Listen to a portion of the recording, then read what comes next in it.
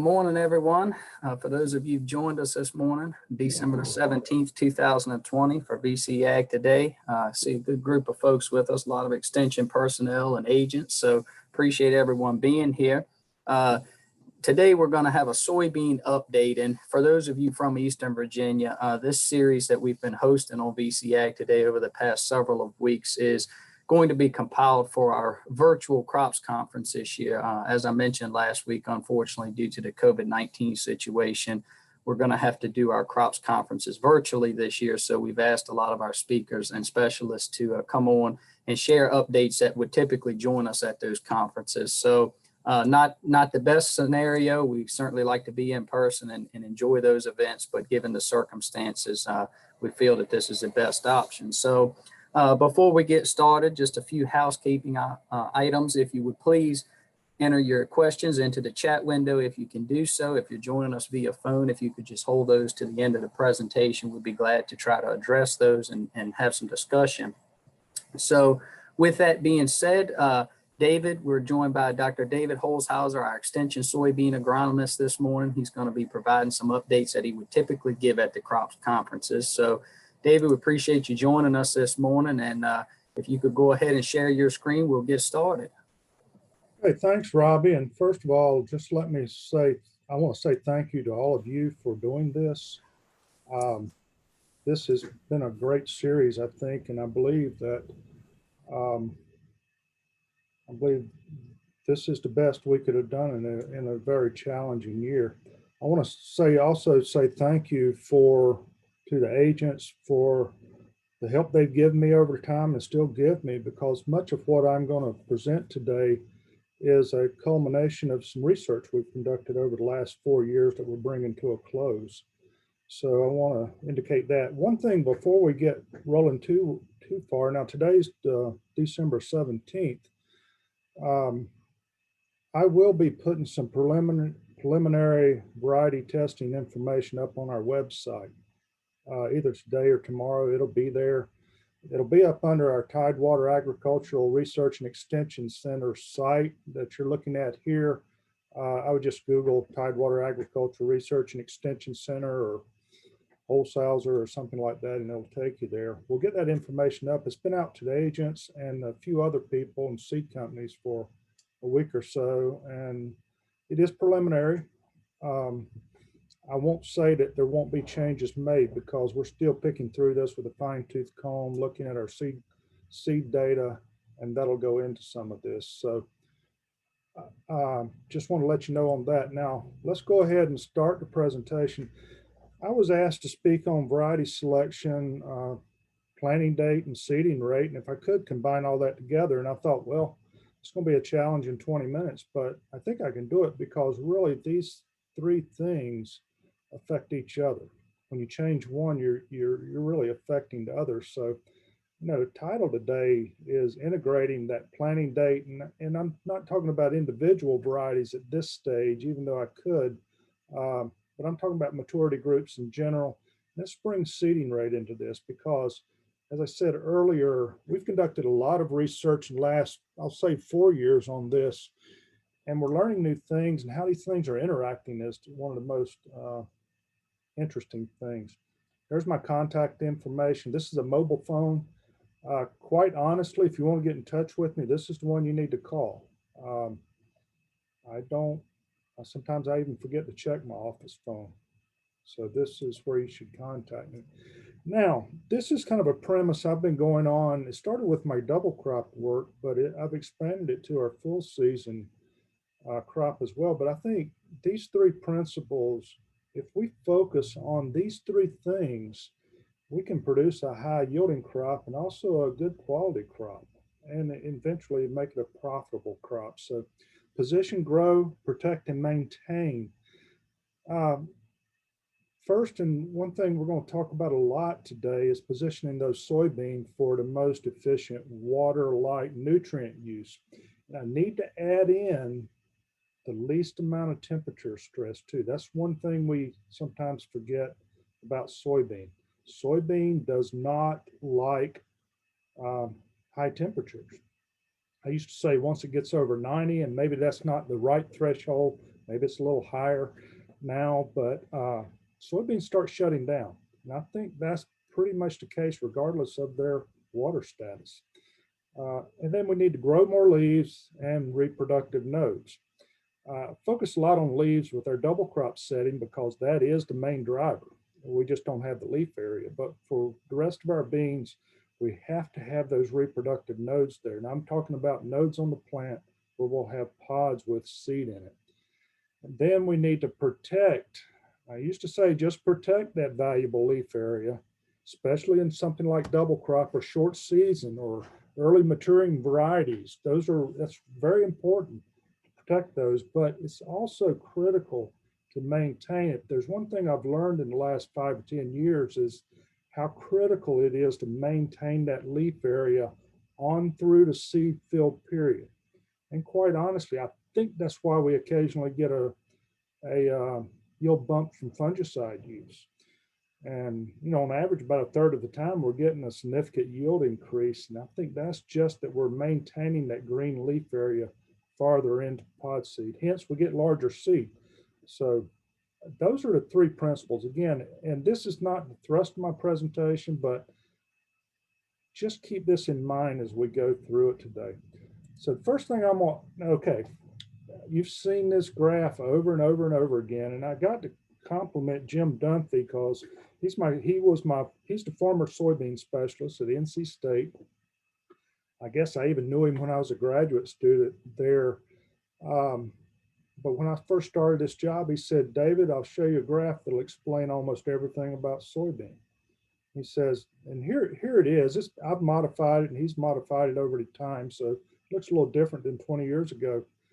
He says, I spend all week in my class just on this graph. And I really couldn't figure it out. But then I learned that this is probably true. And this is nothing more than a yield by planting date graph. And this is the response you get to planting date with yield potential. Now, this isn't 100 bushel, it's 100% of max. And I will caution, this is a theoretical graph, but it's backed by a lot of data. Basically, we get a very slight decrease in yield with planting date up to a certain date, and that date varies every year. Then it just crashes almost. And this is our double crop setting, and that's why we're just not. This gap right here largely is due to we don't have enough leaves on the plant. But this explains so much more, which we'll go into a little more detail later. And I don't have a date on here, you see, because this date moves around. Sometimes that date, well, on average, it's about June 15th when we really start getting that steep yield decline. And then I've seen it as early as May 15th, as late as July 15th. So you really can't control it. I think the things we talk about today is what we're going to try to do is get this curve back up to a straight line through here, regardless of planting date. And there's things we can do. And again, I won't go into a lot of detail on this graph, but this graph really does explain a lot. Okay, let's go to I'll just say the full season end of this graph. Now, this has been touted over and over and over again for the last 5 or more years. Plant earlier, plant earlier, plant earlier. It's coming out of the Midwest. So again, theoretically, we get a very slight decrease in yield. And I guess if we averaged over national data, we'd see this, and even include South America into this.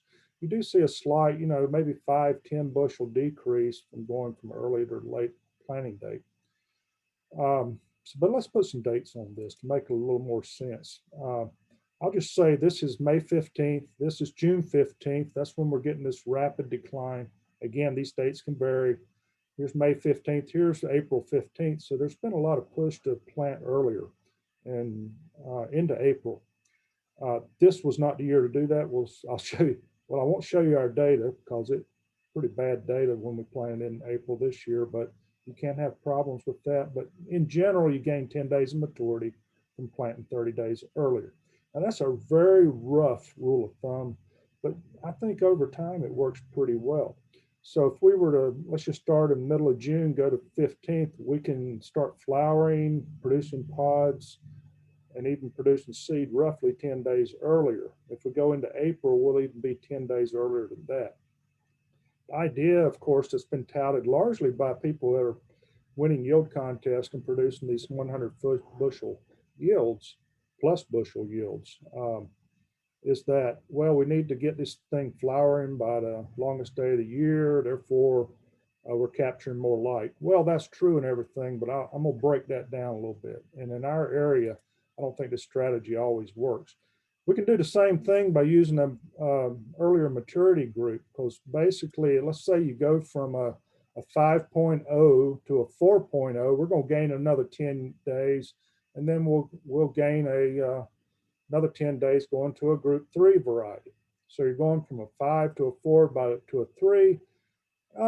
Maybe 20 days. What happens when you go to 3s? They're not really adapted to Virginia as far as day length goes. So I'd say you gain about 15 days going from a 5.0 to a 3.0, which I don't recommend by the fact. Late 3s will work, maybe a mid 3.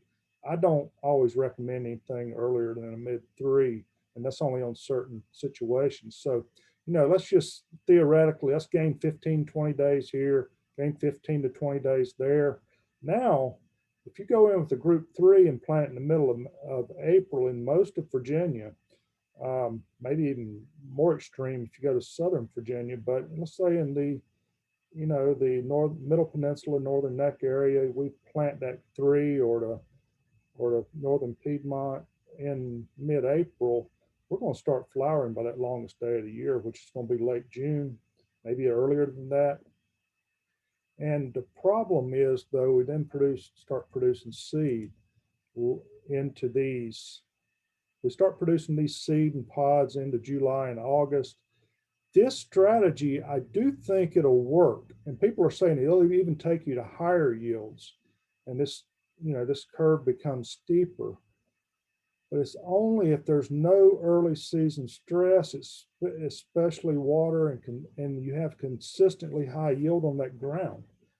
This strategy, I don't think, works very well at all under our rain-fed situations on our soils that we have, where we can, the saying used to be, we're 10 days from the last rain to a drought.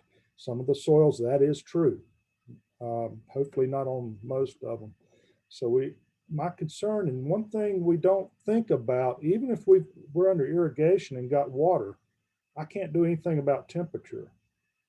If we can go through a year in which we have adequate rainfall or we're irrigating, and then you can guarantee me that the temperatures won't exceed 90 degrees in August and late July, then this strategy will work. But I don't think it will work under most of our situations. So I'm going to shy away from it. I'll show you some data where, we've settled into late 4s, early 5s. That's really, statewide, depending on where you are in the state. Go a little earlier or later on that, depending where you are. But that's really the comfortable place that we have less risk. Okay. So quite honestly, if we were to average over, take most of our land, 80% of our land, this is what that graph's going to look like. I don't think we're going to gain anything by planting too much earlier than this. And I'll even, I said this was July 15th.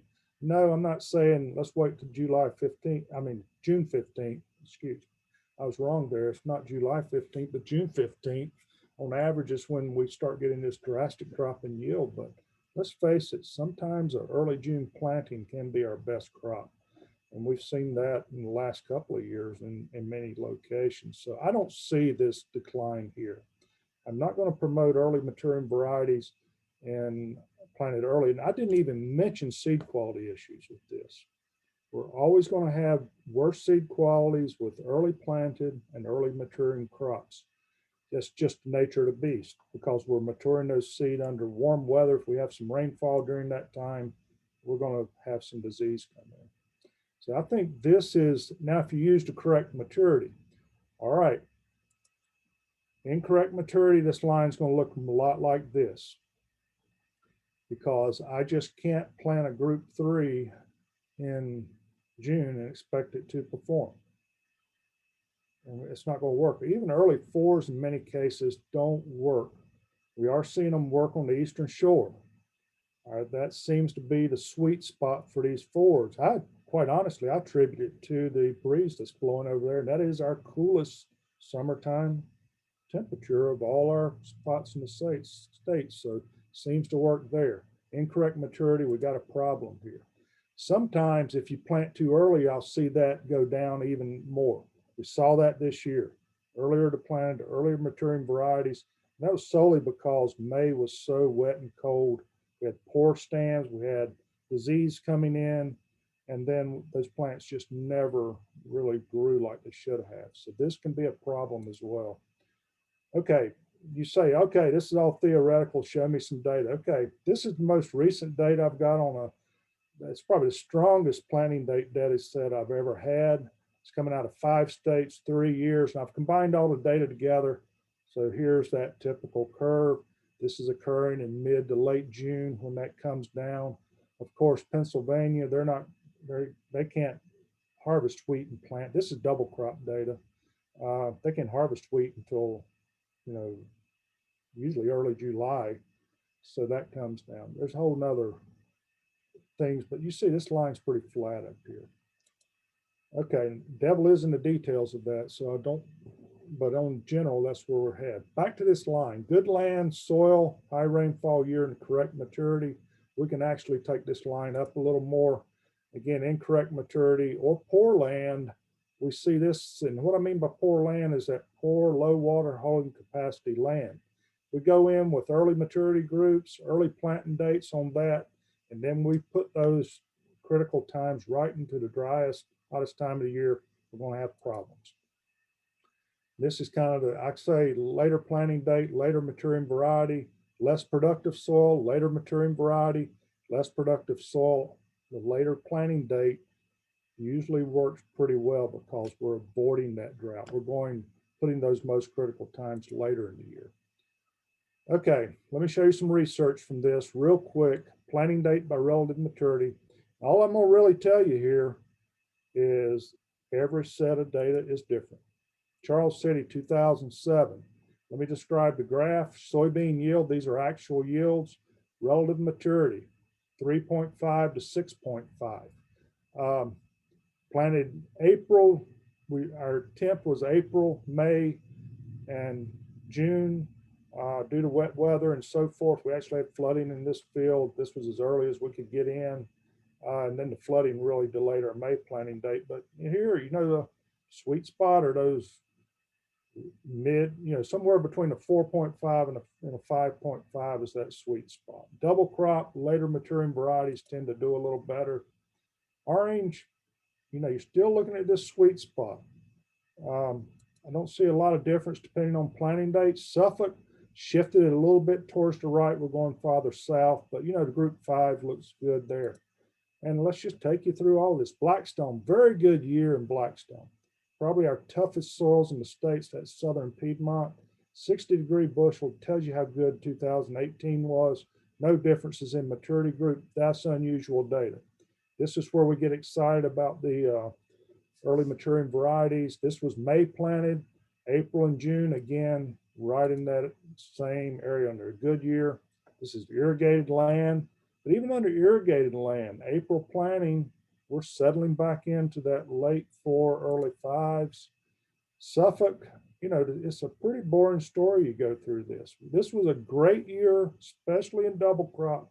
We were actually able to make early 4s work in Suffolk. I won't even mention the seed quality there. Eastern Shore, 2019. This location, we avoided the drought that most of the shore had really, really good years. Didn't matter what you planted. Suffolk, same thing there. We seem to avoid that. Plus, this was on a really good soil in Suffolk. Seems like, the earlier planting dates, early maturing varieties do work better. But still, it varies from year to year. And we saw the same thing in Caroline. So I'm not even going to show this year. So we've got all this data. Basically, it varies so much year to year. Incorrect maturity, poor land, low rainfall, you can get a curve that looks like this.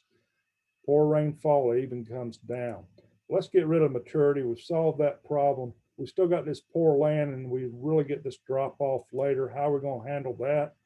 Later maturing varieties and somewhat later planting dates, but before mid-June can really help solve the problems on that. We've got enough data to show that, and I feel fairly confident in that. You know, up to 1st of June, I feel really good about that on these tough soils. Now, get your seeding rate too low and it looks like this. I'm gonna jump into seeding rates here, show you some of our work on there. Higher correct seeding rate, we can keep this up there where it needs to be. I want this, a lot of leaves, I don't want this. That's what the key is with that. So let's go back to this graph. These are my current recommendations. They seem to be holding pretty well. In full season, April to May, about 90 to 120,000 seed.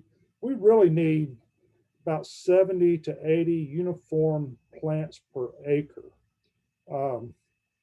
Usually works out.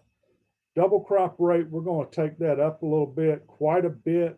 Now, this actually even considers seed costs. These are pretty high rates. They're expensive, but we've seen that's where it's settling in. Now, the reason that we can go to lower seeding rates is, of course, this is a good soil, good year. This is about a yardstick. We've got these plants planted here. We've got this one plant there. This producing almost as many pods as this under those good conditions and good soils. So we don't need a lot of plants under good conditions, good soils. Maybe it's irrigated. Maybe we're looking at a James River bottom Pamunkey or Wickham soil. You know, you can get by with very little seed there, but here under these tougher conditions, we're going to have to do it. So this almost goes against the grain. Our goal is to plant the least amount of seed to maintain yield, but over and over throughout the country, throughout South America, North America, this is what we're seeing. I've seen it in Virginia. Greater seeding rates will maximize yield under low yielding environments. I know it's not fair. You're going to spend more money on these less productive fields, but that's what we see. Less seed is needed under those high yielding environments. Quite honestly, where we're moving is to a site-specific seeding rate recommendation. I'll just show you some of the old data. What I'll show you, low yields 20 to 40. We settle in about this 120, 140,000 range. I used this to give me some buffer here, but you can see the data. The other thing, notice a lot of spread in that data. I cannot predict how many seeds you're going to need at these low yield potentials. That's why I'm going as high as I go. But you get to a higher yield and this drops back. This area right here, this critical point drops back. So we don't need as many seed. So 100 to 120,000 seed with some risk management in there. High yields, wow, we're getting by with very low seeding rates. I've yet to fail on this. We came close this year with some on-farm studies under high yields. So double crop, same thing, low yields, higher seeding rates under higher yield conditions, low seeding rates. So that's old data.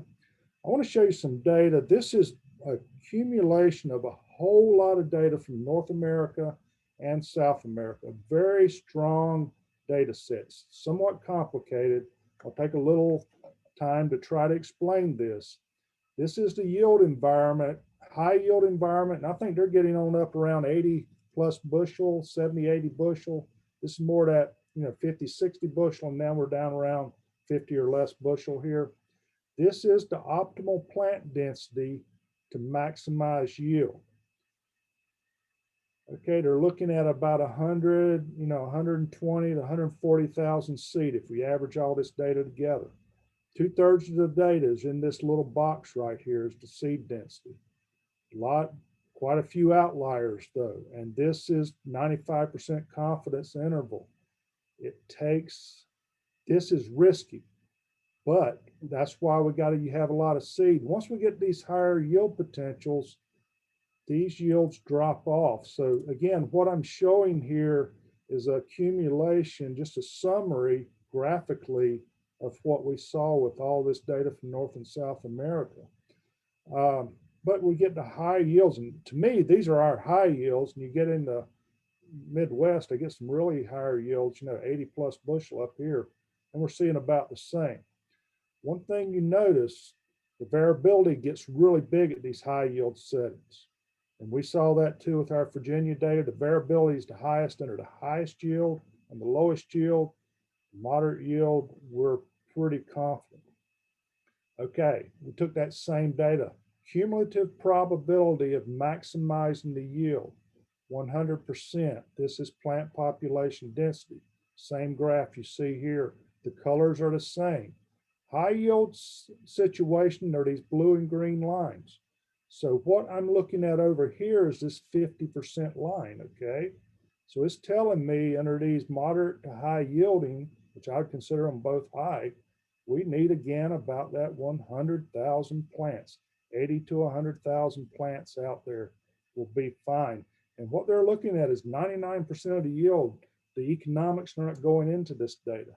Once we get into these low yielding, which is pretty much average Virginia yielding, they're saying we need, a lot higher seed density to get 99% of the yield. Now, if we tried to get that all the time, it's a lot of seed.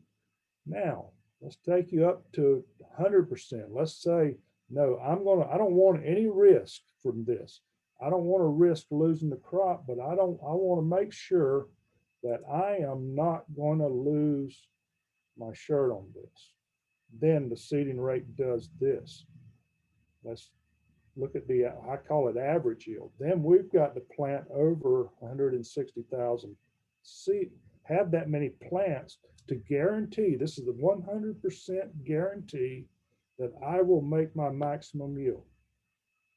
Now, I'm not saying use that, but that's the risk. If you are at risk adverse, you've got to plant that many seed to maximize yield, and you want 100% yield. The interesting thing about this is this moderate yield, we use lower seeding rates than the high yield. This kind of backs up what I've been saying all along. Once we get 80 to 100 bushel yield, we don't have enough nodes on that plant anymore to really maximize the yield. So running short on time, I'm gonna breeze through some of our data. This is some of our variable rate seeding data. We did a lot of NDVI readings with the Green Seeker. That's a good estimate of growth or leaf area. These are our locations over the last three years, but actually last 4 years that we've done most of this work.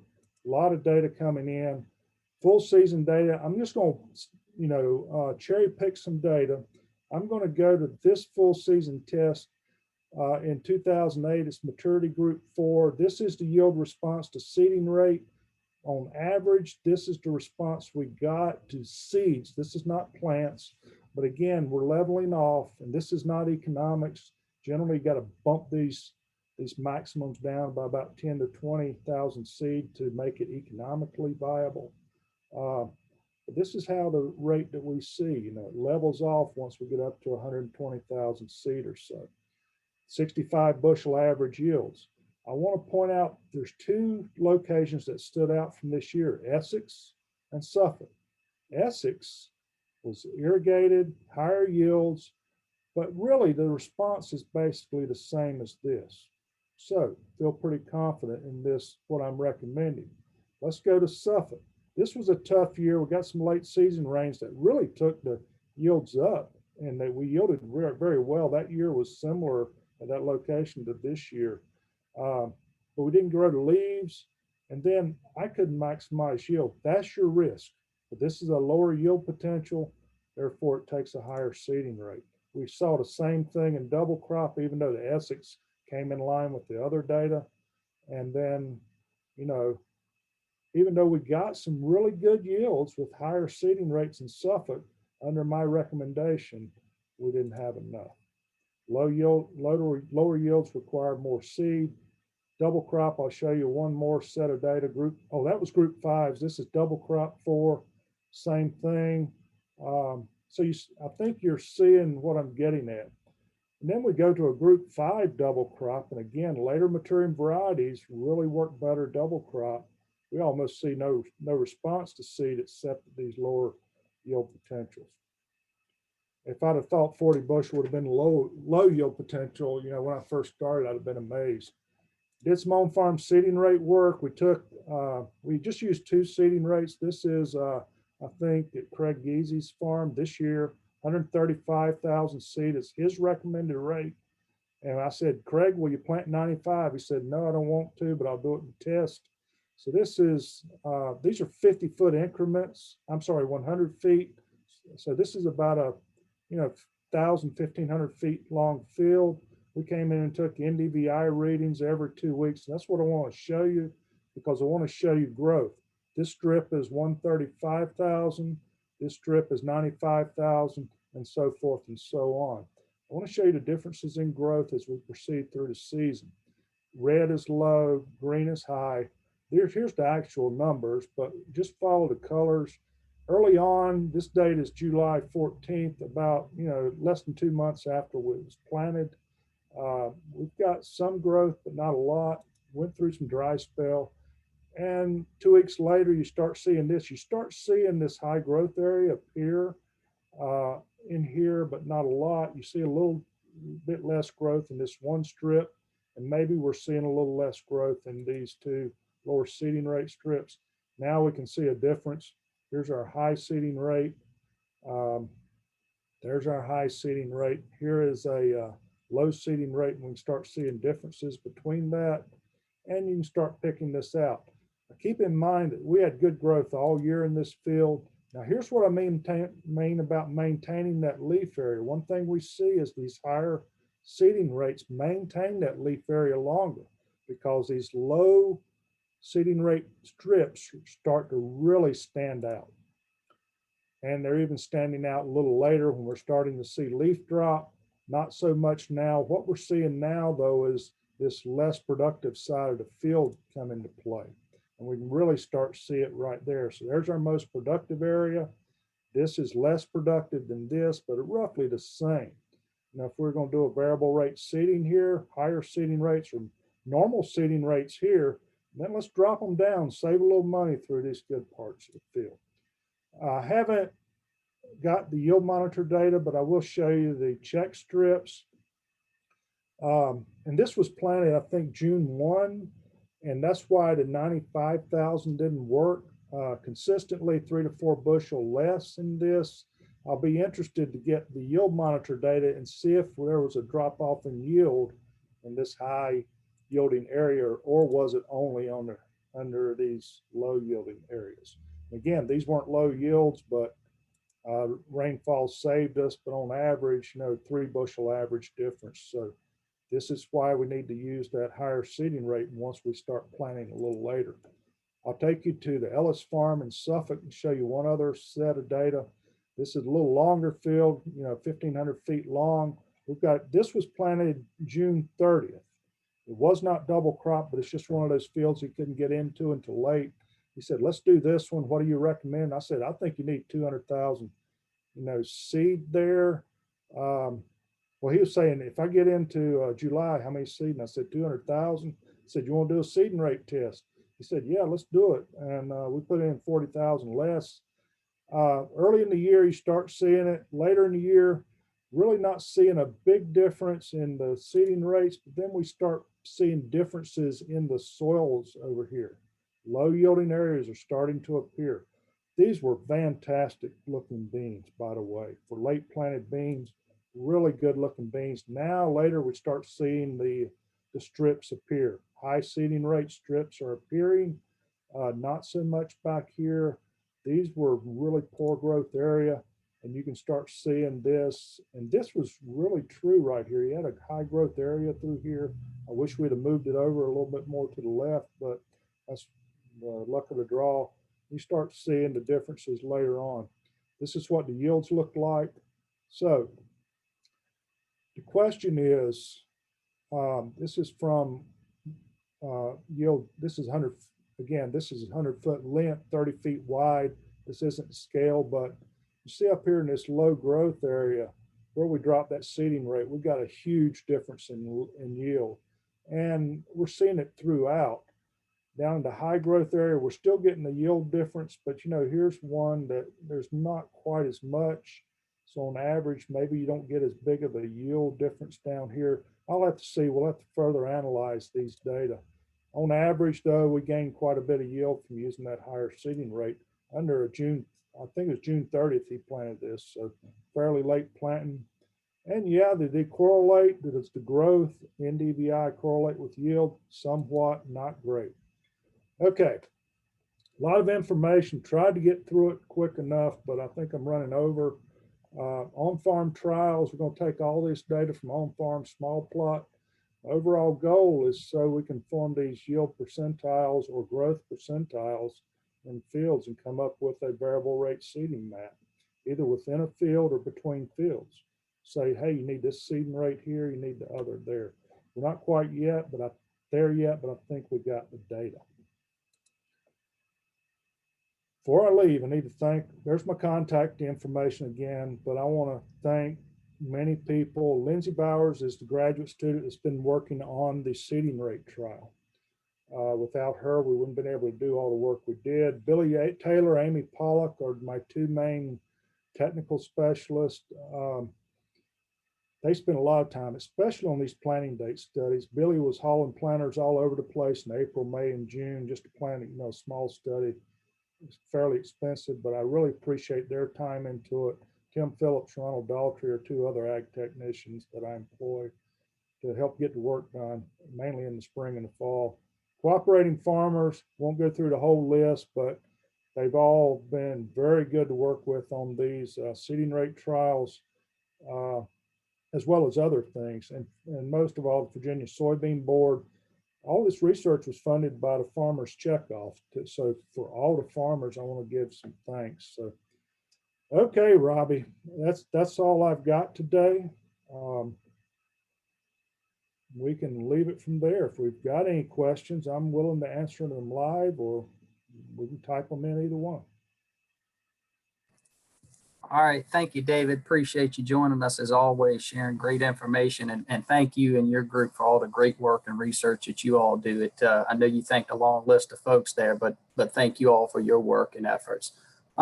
We do have one question in the chat, David, and we'll address that one first. And then if anybody else on the call has questions or comments, we can get to those accordingly. Okay. So the question, David, is would rolling cover, let's see here, would rolling cover to create a mat, therefore shading the ground from the sun and keeping the lower parts of the plant cool, help to minimize the heat stress to the plant, or is most of the heat stress affected above the ground? I don't have the data on that, but my gut thought is yes. If we can keep the soil cooler, we can keep the plant cooler. So I think that is a good idea. I want to caution you on the rolling covers though, and early planting. One thing the cover crops, standing cover crops have done for us, especially in early planting, is they make that stem elongate a little more, so it gets that first pod up off the ground a little farther. As well as late planting dates. One of the issues with if we didn't have that wheat stubble standing, I don't think those plants would elongate as much, and we're going to start forming pods on that very lowest node. Sometimes we miss that with when we go to harvest. In other words, the cutter bar is not taking that in. We just miss it. So that's the only thing I'd caution you about. And we've also seen that with low seeding rates. Matter of fact, some of these real ultra low seeding rates, and I'm talking 50, 60, 70,000 seeds. Sometimes we don't get a yield loss, but we can't harvest those lowest pods because there's plenty of light coming in. So, but yeah, getting back to the original question, my gut thought is yes, I think that could help some.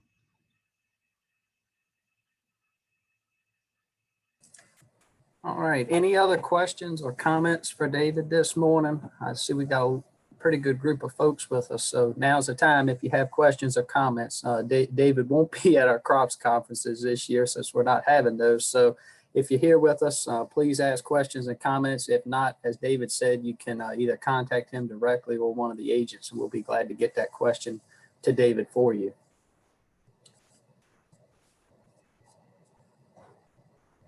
And again, feel free to call me, text me anytime. I will say that if there's any growers that would like to do some on-farm work with seeding rate, planting date, or maturity group, to contact your local county agent. and then we can get together and maybe do some of this, because I still want to validate everything I've shown you today. I want to make sure it's going to work, and we need to demonstrate that some of these ideas will work. And if it's no county agent in your county at the time, contact me directly. That'll be fine, or one of your local suppliers. We'll work together on it. All right. Any other questions for David this morning? I don't see anything else in the chat, David. All right. Well, I don't hear anything. Let's see. Let me just make sure folks have the ability to unmute themselves. Yeah, you do have the ability to unmute at this time. So I just wanted to check on that and make sure we didn't have folks muted. Any last calls for questions or comments?